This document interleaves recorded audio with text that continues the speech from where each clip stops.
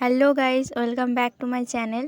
তো তোমরা সবাই কেমন আছো? তো আশা করছি তোমরা সবাই খুব ভালো আছো। আর আজকের ওয়েদারটা না এত মেঘলা করেছিল যে তোমাদের কি বলবো, একদম পুরো মেঘলা ওয়েদার ছিল।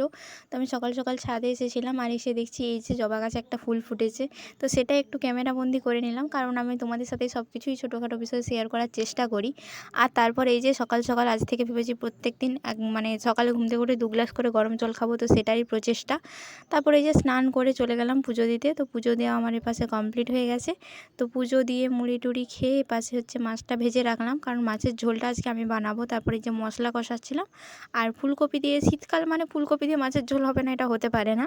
তো ফুলকপি আলু দিয়ে যেহেতু মাছের ঝোলটা ছিল, তো সেই জন্য ফুলকপি আলুটাকে দিয়ে ভালো করে কষিয়ে নিলাম। তারপরে বাকি রান্নাটা এবার মা করবে। আর ছাদে এসে আমি আমলকি খাচ্ছিলাম, আর চুলে তেল নেবো বলে তেলটাও সঙ্গে করে নিয়ে এসেছিলাম, কারণ অনেকদিন মাথাতে তেল দেওয়া হয়নি। তো তোমাদের কার কার এরকম আমলকি খেতে ভালো লাগে আমাকে কমেন্টে জানিও, আর ভিডিওটা ভালো লাগলে